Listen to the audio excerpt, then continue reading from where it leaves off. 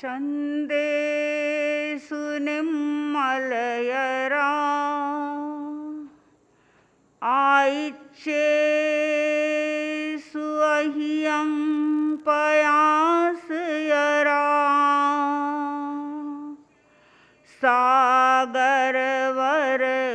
सागरवरगम्भीरा सिद्धा सिद्धिं मम दिशन्तु चन्देषु निर्मलयरा आयिच्येषु अह्यं पयासयरा सागरवरगम्भीरा सिद्धा सिद्धिं मम दिशन्तु चन्देषु निर्मलयरा आयिच्येषु अह्यं पयासयरा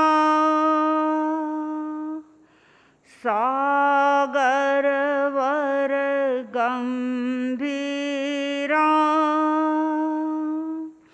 सिद्धा सिद्धिं मम दिशन्तु सिद्धा सिद्धिं मम दिशन्तु सिद्धा सिद्धिं मम दिशन्तु। आज का कार्यक्रम साध्वी तेजस्वी प्रभा जी के गीत के द्वारा हो रहा है। भन्ते सारे ग म प ध नि सा सा नि धा नि सा मगर साधु वही आकाश जिसका प्राण तत्व विकास है। दो वही आकाश जिसमें प्रगति का उच्छ्वास है। दो वही आकाश जिसका प्राण तत्व विकास है। दो वही आकाश जिसमें प्रगति का उच्छ्वास है। सफलता का सूत्र पहला प्रबल आस्था तंत्र है। सफलता का सूत्र पहला प्रबल आस्था तंत्र है। फलती अनुशासन उसी की शक्तिशाली मंत्र है। फलती अनुशासन उसी की शक्तिशाली मंत्र है। सिद्ध होगा सिद्ध निश्चित सिद्धि में विश्वास है। सिद्ध होगा साध्य निश्चित सिद्धि में विश्वास है। सफलता का सूत्र दूजा प्रवर सम्यक दृष्टि है। सफलता का सूत्र दूजा प्रवर सम्यक दृष्टि है। वृष्टि में खेती निपजती कल्पना से सृष्टि है। वह विधायक मनन देता वह विधायक मनन देता स्वर्ग का आभास है। वह विधायक मनन देता स्वर्ग का आभास है। सफलता का सूत्र उज्ज्वल तीसरा स्वाध्याय है। सफलता का सूत्र उज्ज्वल तीसरा स्वाध्याय है। नयन युग को खोलने का जो प्रथम अध्याय है। नयन युग को खोलने का जो प्रथम अध्याय है। ज्ञात से अज्ञात अब तक, ज्ञात से अज्ञात अब तक कह रहा उपहास है। ज्ञात से अज्ञात तक जो कह रहा उपहास है। सफलता का सूत्र चौथा ध्यान का संधान है। सफलता का सूत्र चौथा ध्यान का संधान है। सत्य का अनुवाद निज व्यक्तित्व की पहचान है। धर्म अनुभव में उतर कर, धर्म अनुभव में उतर कर दे रहा आश्वास है। धर्म अनुभव में उतर कर दे रहा आश्वास है। सफलता का सूत्र पंचम मानसिक आह्लाद है।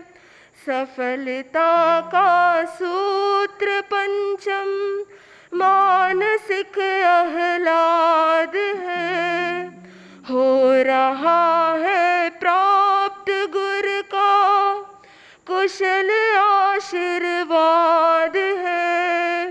हो रहा है प्राप्त गुरु का कुशल आशीर्वाद है।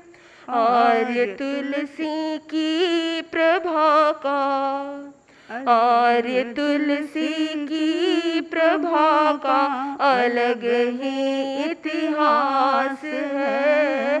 आर्य तुलसी की प्रभा का अलग ही इतिहास है।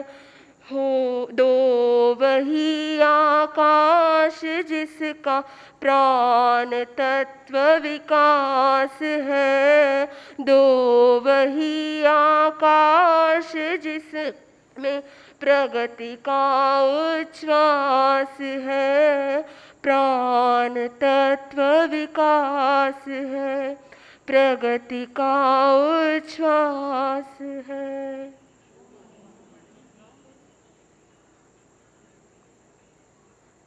अब निवेदन मुख्य नियोजिका जी से। प्रज्ञा प्रजागृतिं नीता चेतु विनिर्मलीकृतं नमोस्तु गुरुवे तस्मै अभिन्नाय ममात्मने अभिन्नाय ममात्मने। परम पावन परम आराध्य आचार्य प्रवर के चरणों में अभिवंदना। आदरास्पद साध्वी वृंद, उपस्थित धर्म परिवार, जैन परंपरा में ज्ञान की चर्चा की गई है। दो प्रकार के ज्ञान का उल्लेख मिलता है, प्रत्यक्ष ज्ञान और परोक्ष ज्ञान। परोक्ष ज्ञान के अंतर्गत मति ज्ञान और श्रुत ज्ञान आता है और प्रत्यक्ष ज्ञान के अंतर्गत अवधि, मनः पर्यव और केवल ज्ञान आता है।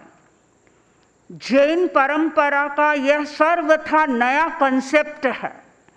हम जब दूसरे दर्शनों को पढ़ते हैं तो दूसरे दर्शनों में प्रत्यक्ष ज्ञान किसे कहा जाता है?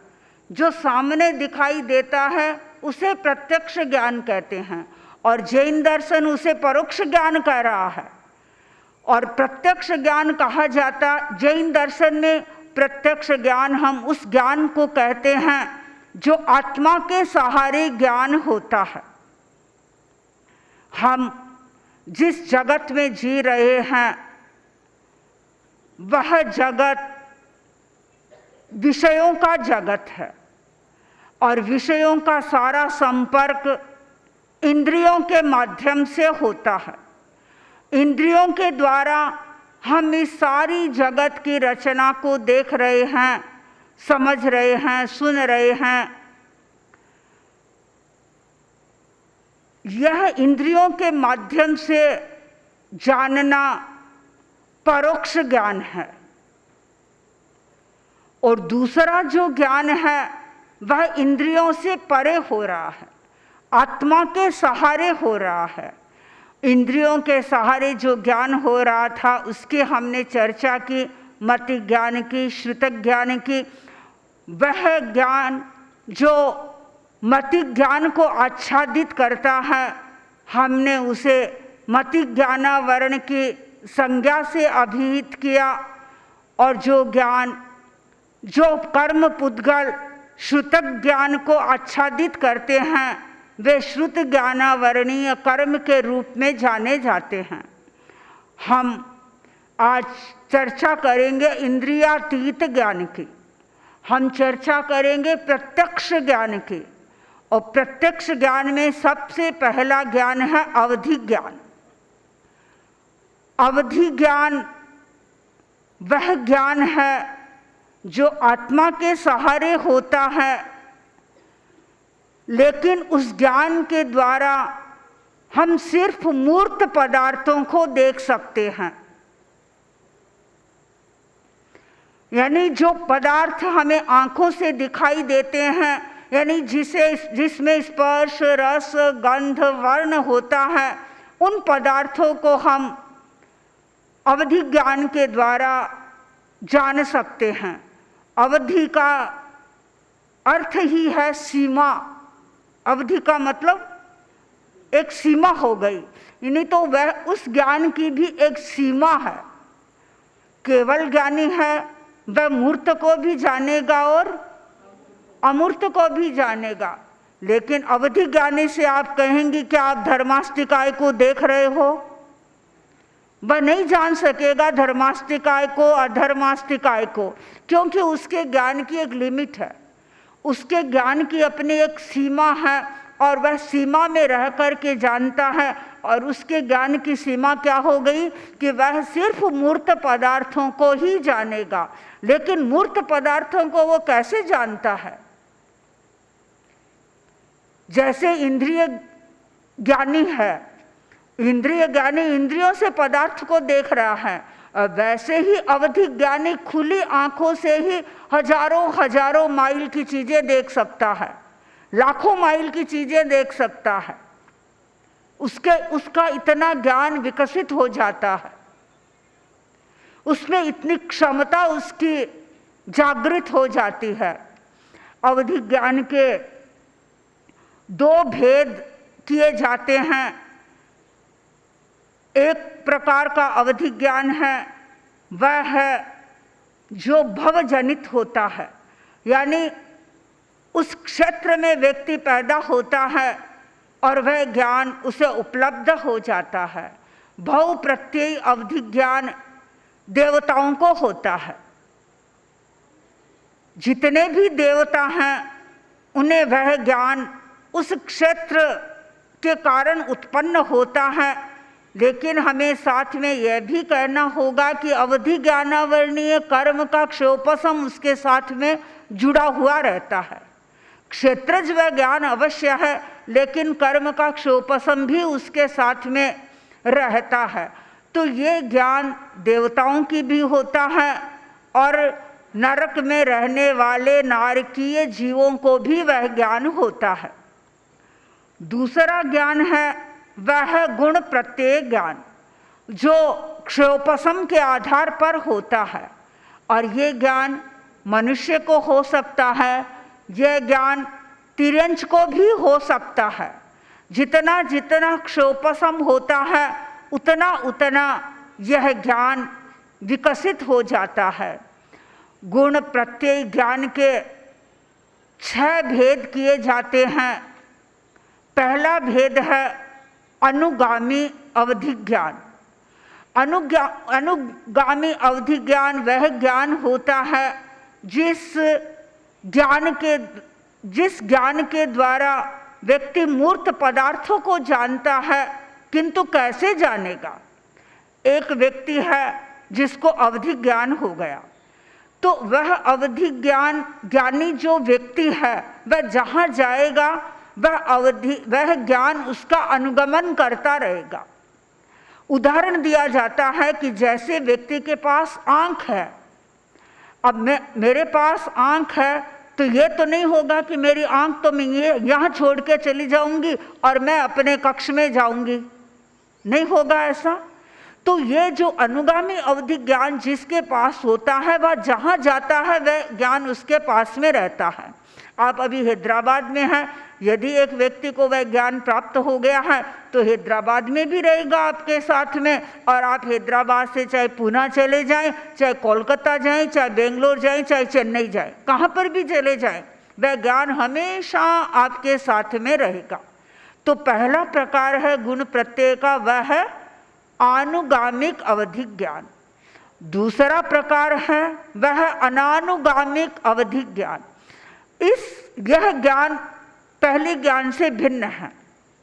पहले ज्ञान में तो अवधि ज्ञानी व्यक्ति जहाँ जाता है वह ज्ञान उसके साथ जाता है, लेकिन अनानुगामी में क्या होता है, वह उसका अनुगमन नहीं करता है, वह ज्ञान उसका अनुगमन नहीं करता है। वह ज्ञान एक तरह से क्षेत्र प्रतिबद्ध सा हो जाता है, यानी अमुक स्थान पर बैठा है तो उसे ज्ञान होगा, और अमुक स्थान से उठ करके चला गया अब उसके साथ में वह ज्ञान नहीं रहेगा। कभी कभी आप सुनते होंगे किसी के बारे में कि वह अमुक स्थान पर बैठा रहता है, तब तो वह सारे प्रश्नों का उत्तर दे देता है, और अमुक स्थान से उठ के जाता है वह नहीं उत्तर दे सकता है। तो इसका कारण यह है कि वह ज्ञान उसके साथ में नहीं जा रहा है। तो अनानुगामिक अवधि ज्ञान है वह व्यक्ति के हर समय साथ में नहीं जाता है। तीसरा प्रकार अवधि ज्ञान का है वह है वर्धमान अवधि ज्ञान। जैसे जैसे व्यक्ति के अध्यवसाय विशुद्ध बनते जाते हैं, विशुद्धतर बनते जाते हैं, विशुद्धतम बनते जाते हैं, वैसे वैसे ये ज्ञान बढ़ता चला जाता है। यानी ज्ञान प्राप्त हो गया तो ये ज्ञान अनवरत बढ़ता रहता है। और इससे अगला ज्ञान है वह है हीयमान अवधि ज्ञान। हीयमान अवधि ज्ञान वह ज्ञान होता है व्यक्ति को प्राप्त तो हो गया, लेकिन प्राप्त होने के बाद वह क्रमशः कम हीयमानता की ओर चला जाता है। यानी उसके पज्जवों पर्यवों की विशुद्धि कम हो जाती है, और विशुद्धि अध्यवसाय की विशुद्धि कम होने के कारण वह ज्ञानहीनता में चला जाता है, उसका ज्ञान कम होता चला जाता है। पांचवा प्रकार है वह है प्रतिपाती अवधि ज्ञान। प्रतिपाती अवधि ज्ञान का मतलब है ज्ञान आया और चला गया। और सो अंतिम अवधि ज्ञान है अप्रतिपाती अवधि ज्ञान। अप्रतिपाती अवधि ज्ञान वह ज्ञान होता है जो व्यक्ति के पास में आ जाता है, लेकिन आने के बाद जाता नहीं है, उसका प्रतिपतन नहीं होता है, वह अधोमुखी नहीं बनता है, हीयमानता की अवस्था में नहीं जाता है, अनवरत आने के बाद वह स्थायी रहता है। और कहा यह जाता है कि जिस व्यक्ति को अप्रतिपाती अवधि ज्ञान हो जाता है वह आगे जाकर के फिर केवल ज्ञान में ही परिवर्तित हो जाता है।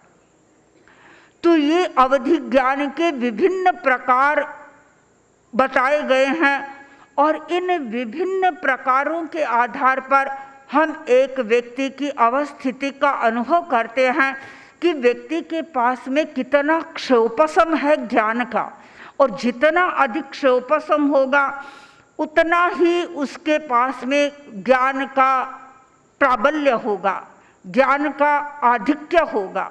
और जितना क्षयोपशम मंद होगा, जितना क्षयोपशम कमजोर होगा, उतना उतना ज्ञान भी मंद होगा, ज्ञान भी उसका कमजोर होगा। विशेषावक भाष्य में प्रश्न उपस्थित किया गया है कि कोई व्यक्ति ये चाहे कि मुझे अवधि ज्ञान प्राप्त करना है, उसका मुझे क्षयोपशम करना है, तो मैं कैसे करूं? तो वहाँ दो बातें बताई गई है और वो बहुत महत्वपूर्ण बातें हैं। पहली बात बताई है अवेदी बनना। अवेदी का अर्थ यानी विकार रहित बनना, अपने मन को वासना से रहित करना, अपने वचन को वासना से रहित करना और अपने शरीर को वासना से रहित बनाना। इस स्थिति में एक व्यक्ति पहुंचता है, उसके भावों की शुद्धि होती है, उसके पर्यव निर्मल बनते हैं और वह अवधि ज्ञान को प्राप्त कर सकता है। पर इस प्रकार का जीवन जीना आसान नहीं है, सरल नहीं है कि एक व्यक्ति पूर्ण वासना से मुक्त होकर के अपना जीवन जी सके। हमारे जैन साहित्य में तो एक उदाहरण आता है, आप लोगों ने सुना होगा, विजय सेठ और विजया सेठानी का। कैसे उन्होंने पवित्रता का जीवन जिया था। दोनों ने शादी कर ली, दोनों का संकल्प था, जब आचार्य गांव में पधारे ब्रह्मचर्य का उपदेश दिया और उस उपदेश को सुना। अनेक युवक युवतियां उपदेश में आए हुए थे। युवक ने संकल्प कर लिया कि मैं कृष्ण पक्ष में पूर्णतः ब्रह्मचर्य का पालन करूंगा, और युवती ने संकल्प कर लिया कि मैं शुक्ल पक्ष में आजीवन ब्रह्मचर्य व्रत का पालन करूंगी। और संयोग ऐसा मिला कि उन दोनों का ही आपस में संयोग हो गया, दोनों की सगाई हो गई, सगाई नहीं दोनों की शादी हो गई। और शादी के बाद इस रहस्य का उद्घाटन हुआ, दोनों को ये पता चला कि भाई इसके तो कृष्ण पक्ष के ब्रह्मचर्य सेवन के त्याग हैं और उसके शुक्ल पक्ष के त्याग हैं, लेकिन दोनों ने अपने संकल्प को निभाया। कहते हैं काजल की कोठरी में रह करके भी कालिमा नहीं लगाई। बिरले ऐसे लोग होते हैं तो जो इस प्रकार वासना रहित जीवन जीते हैं, बहुत संभव है वे लोग अवधि ज्ञान को भी प्राप्त कर सकते हैं। दूसरा कारण विशेष आवश्यक भाष्य में बताया है, वह है अल्प कषायी होना। जिस व्यक्ति के कषाय मंद हो जाते हैं, जो व्यक्ति अपने क्रोध को शांत कर देता है, जो व्यक्ति अपने अभिमान को शांत कर देता है, जो व्यक्ति माया को शांत कर देता है और जो लोभ को शांत कर देता है और अन्य अन्य जितने भी कषाय हैं उन सब कषायों को उपशांत कर देता है, तो वह व्यक्ति अवधि ज्ञान को प्राप्त कर लेता है। तो अवधि ज्ञान को आवृत करने वाले जो कर्म पुद्गल हैं वे अवधि ज्ञानावरणीय कर्म के रूप में जाने जाते हैं। चौथा हमारा ज्ञान है वह है मनः पर्यव ज्ञान। यह ज्ञान विशुद्ध पर्यव वाले व्यक्तियों को होता है। यद्यपि यह ज्ञान सीमित है, लेकिन इसकी भी एक अपनी मर्यादा है। यानी जो व्यक्ति इस ज्ञान का अधिकारी होता है वह दूसरे के मन की बात को जान लेता है। अब मन की बात, किसके मन की बात को जानेगा? जो संगी जीव होंगे। संगी मनुष्यों के मन की बात को मनः पर्यज्ञानी जान सकता है। भाई आप क्या चिंतन कर रहे हैं, उस चिंतन के पुद्गलों को देख करके वह अनुमान लगा लेगा कि वह इस प्रकार का चिंतन कर रहा है। मनः प्रयोग ज्ञान भी दो प्रकार का होता है। पहला है ऋजुमति मनः प्रयोग ज्ञान। इस ज्ञान में व्यक्ति दूसरों के मन में स्थित जो पदार्थ है उस पदार्थ का या उस चिंतन के जो परमाणु हैं उन परमाणुओं के आधार पर वह एक सामान्य सा ज्ञान कर लेता है। वह विशिष्ट ज्ञान नहीं कर पाता है, सामान्य ज्ञान कर लेता है कि यह व्यक्ति क्या सोच रहा है उस क्षण में। दूसरा ज्ञान है वह विपुल मति मनः प्रयोग ज्ञान। ऋजुमति मनः प्रयोग ज्ञान वाला तो इतना सोच लेगा कि यह व्यक्ति घट का अनुचिंतन कर रहा है, लेकिन विपुल मति मनः प्रयोग ज्ञान जिसको होगा वह इससे आगे की भी बात जान सकेगा कि वह जिस घट के बारे में सोच रहा है तो वह घट कैसा घट है, घट का रंग क्या है, घट किस धातु से बना हुआ है, घट किस देश में यह प्राप्त होता है, यानी अनेक प्रकार की बातें वह जान सकता है। और यह ज्ञान भी विशिष्ट ज्ञान होता है। तो इस ज्ञान को आवृत करने वाले जो कर्म पुद्गल होते हैं उनको हम कहते हैं मनः प्रयोग ज्ञानावरणीय कर्म। ज्ञानावरणीय कर्म की पांचवी प्रकृति है केवल ज्ञान, केवल ज्ञानावरणीय कर्म। और जब तक इस कर्म का उदय रहता है तब तक व्यक्ति केवल ज्ञान को प्राप्त नहीं कर सकता है। जिस व्यक्ति को केवल ज्ञान प्राप्त होता है वह मूर्त पदार्थों को जान लेता है, अमूर्त पदार्थों को जान लेता है।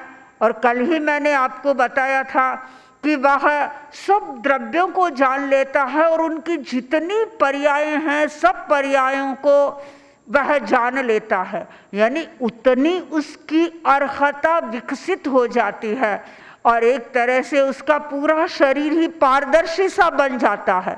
यानी जैसे हम अपने हाथ में यदि आंवला रखते हैं, आंवला जैसे हमें अपने हाथ में स्पष्ट दिखाई देता है, वैसे ही जो केवल ज्ञानी होता है वह त्रिकाल विषयों को जानता है। वह अतीत को जानता है, वह वर्तमान को जानता है और वह भविष्य को भी जानता है। तीनों काल उसके सामने स्पष्ट होते हैं। वह कार्य करता है लेकिन सारी भीतर की जो चेतना है, चेतना उसकी हर क्षण जागृत रहती है। तो केवल ज्ञान को आवृत करने वाले जो कर्म पुद्गल हैं वे हैं केवल ज्ञानावरणीय कर्म पुद्गल। मनः प्रयोग ज्ञान और अवधि ज्ञान की मैंने चर्चा की थी, लेकिन दोनों ज्ञानों में बहुत अंतर है, हमें उस अंतर को भी समझना होगा। अवधि ज्ञान किसको होता है? अवधि ज्ञान एक संयत व्यक्ति को भी हो सकता है, एक असंयती व्यक्ति को भी हो सकता है और संयती व्यक्ति को भी हो सकता है। तीनों को अवधि ज्ञान हो सकता है। क्या मनः प्रयोग ज्ञान सबको हो सकता है? मनः प्रयोग ज्ञान के सब स्वामी नहीं हो सकते। मनः प्रयोग ज्ञान सिर्फ संयती व्यक्ति को ही होगा। अप्रमत्त व्यक्ति को मनः प्रयोग ज्ञान होगा, यानी उसकी अपनी एक मर्यादा है। इसके अतिरिक्त अवधि ज्ञानी है वह अंगुल के असंख्यातवें भाग से समग्र लोक को जान सकता है, यानी लोक के जितने मूर्त पदार्थ हैं उन सब को वह जान सकता है, किंतु क्या मनः पर्यव ज्ञानी जान सकता है? नहीं। मनः पर्यव ज्ञान का विषय सीमित बन जाता है। वह तो खाली संगी प्राणी के मन के भावों को, विचारों को जान सकता है। यानी इस दृष्टि से वह थोड़ा अवधि ज्ञान की तुलना में इसका सीमाकरण हो जाता है। अवधि ज्ञानी रूपी द्रव्यों को भी जानता है और पर्यवों को भी जानता है, किंतु मनः पर्यव ज्ञानी तो मनोवर्गणा के भी अनंतवे पुद्गलों को जान पाते हैं। तो इस दृष्टि से इन दोनों में थोड़ा थोड़ा अंतर हमें स्पष्ट दिखाई देता है। तो मति ज्ञानावरणीय कर्म की 5 प्रकृतियों के बारे में मैंने आपके सामने एक संक्षिप्त सी चर्चा की ज्ञानावरणीय कर्म के संदर्भ में। ज्ञानावरणीय कर्म के संदर्भ में पन्नवणा में खूब चर्चा उपलब्ध होती है। पन्नवणा में बताया गया, पन्नवणा यानी प्रज्ञापना सूत्र, उपांग है हमारा, चौथा उपांग है पन्नवणा प्रज्ञापना। तो उसमें उसका एक 23वां पद है। 23वें पद में कर्म के बारे में ही चर्चा की गई है। तो वहाँ पर बताया गया है कि ज्ञानावरणीय कर्म को व्यक्ति 10 प्रकार से भोग सकता है। तो पहला प्रकार वहाँ बताया है सोयावरणे, श्रोत्रावरण के रूप में वह ज्ञानावरणीय कर्म का वेदन करता है। श्रोत्रावरण से तात्पर्य है, श्रोत्र का मतलब सुनना और आवरण का मतलब उसको आवृत करना, यानी सुनने की शक्ति को जो आवृत करने वाला है वह है श्रोत्रावरण। यानी एक व्यक्ति ऐसा है जिसके पास श्रोत्रेंद्रिय तो है, किंतु उसकी श्रोत्रेंद्रिय काम नहीं कर रही है, वह सुन नहीं पा रहा है। यानी एक तरह से हम उसे बहरा, कई जो बहरे बच्चे होते हैं वे कान से सुन नहीं सकते हैं, कान की इंद्रिय उसके पास में होती है, उसे सुनाई नहीं देता है। और कुछ लोग ऐसे होते हैं जो सुनाई तो देता है उनको, लेकिन बहुत कम। कोई तेज जाकर के उनके पास में बोलेगा तो उन्हें सुनाई देगा, एक कान से सुनाई देगा, कभी दूसरे से नहीं देगा, या दूसरे से देगा तो एक से नहीं देगा। तो इस प्रकार वह जिसके श्रोत्रावरण होता है उसके सुनने में कमी आ जाती है, और या वह बहरा भी हो सकता है। और दूसरा प्रकार वहाँ बताया गया है सोय विज्ञानावरणे, श्रोत्र विज्ञानावरण, यानी सुनने का जो ज्ञान है उसमें वह उपयोग नहीं लगाता है, उसमें क्षमता है, सुन तो सकता है लेकिन वह उपयोग नहीं लगाता है। कोई व्यक्ति कुछ कह रहा है, ध्यान ही नहीं देता है, सुनता नहीं है बिल्कुल भी, उसमें उपयोग नहीं लगाता है। और कुछ लोग ऐसे भी होते हैं जो बात को सुनते तो हैं किंतु समझते नहीं हैं। हमें ऐसा लगता है सारी बात को वो ध्यान से सुन रहे हैं, लेकिन मन इधर उधर भटक रहा है, उसको आप ग्रहण नहीं कर पा रहे हो। तो इसका कारण क्या है? आप ज्ञानावरण का वेदन कर रहे हो, ज्ञानावरणीय कर्म को भोग रहे हो, तो जब श्रोत्र विज्ञानावरण होता है तो व्यक्ति का सुनने में उपयोग भी नहीं लगता है, और यदि सुन भी लेता है तो उसको वह समझ नहीं पाता है। तीसरा प्रकार वहां बताया है नेत्रावरणे, नेत्रावरण, नेत्र का मतलब आंख, आंख का आवरण होना। अब आंख में आवरण कैसे होगा?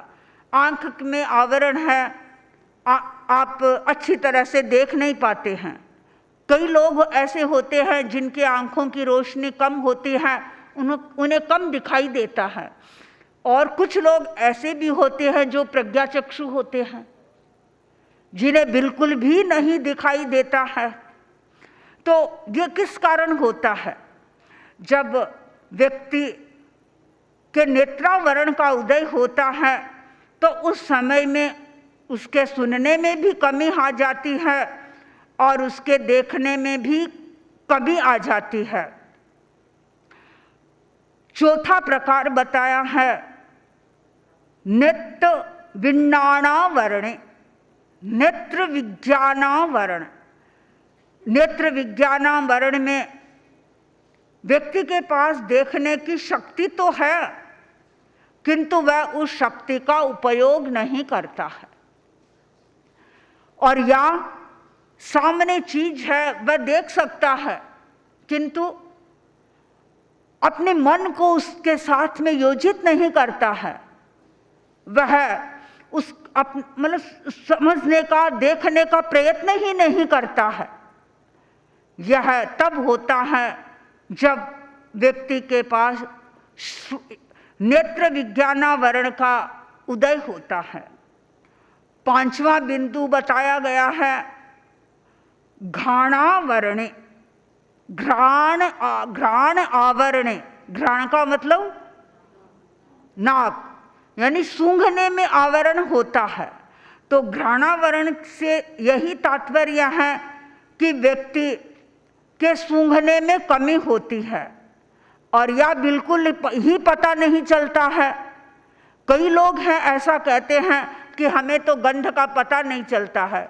कई बार अनेक प्रकार की गंध आती है, परस्पर बातचीत करते हैं तो कई जन कहते हैं कि हमें तो गंध आती ही नहीं है। इसका मतलब क्या हुआ? इसका मतलब कि घ्राणावरण काम कर रहा है। और जब घ्राणा विज्ञानावरण होता है तो उसके पास में शक्ति है, वह चाहे तो सूंघ कर जान सकता है कि अमुक द्रव्य में गंध आ रही है और अमुक द्रव्य में गंध नहीं आ रही है। कुछ बहनों की घ्राणेंद्रिय इतनी तेज होती है, जब गोचरी जाते हैं और जब वो दूध बहराने के लिए और ढक्कन खोलती है, खोलते ही उन्हें सुगंध आ जाती है कि अरे ये तो दूध थोड़ा अलग अलग सा लग रहा है, इसमें तो गंध आ रही है।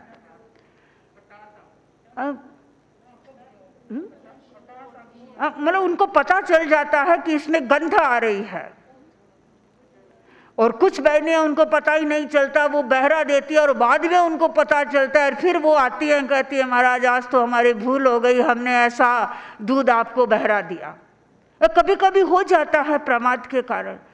तो ये तब होता है जब घ्राण विज्ञानावरण काम नहीं कर, घ्राणावरण काम करता है।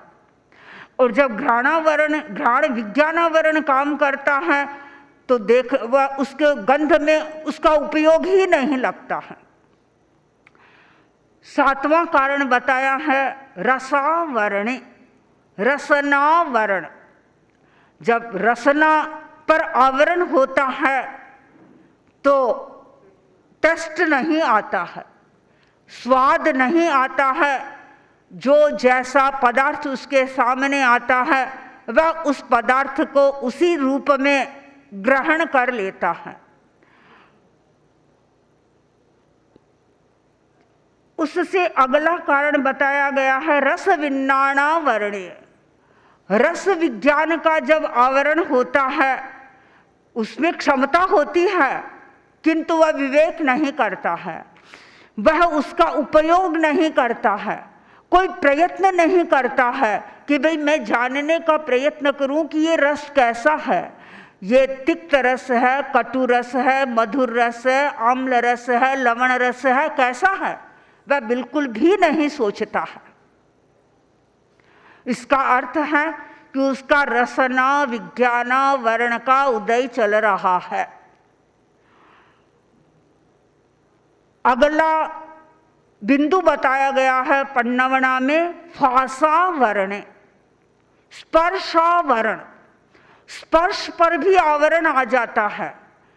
व्यक्ति स्पर्श करना चाहता है लेकिन कुछ लोग ऐसे होते हैं जो अनुभव नहीं कर पाते हैं कि यह स्पर्श कैसा है। उसमें मूलतः ही कमी होती है, कमी के कारण वह अनुभव नहीं कर पाता है। और जब फास विज्ञानावरण का उदय होता है तो उसके उस व्यक्ति के पास क्षमता तो होती है, स्पर्श विज्ञान वर्ण के पास में स्पर्श का ज्ञान करने की क्षमता है, लेकिन वही बात है कि वह अपनी क्षमता का उपयोग नहीं करता है। तो पन्नावना में ये 10 बातें बताई गई हैं।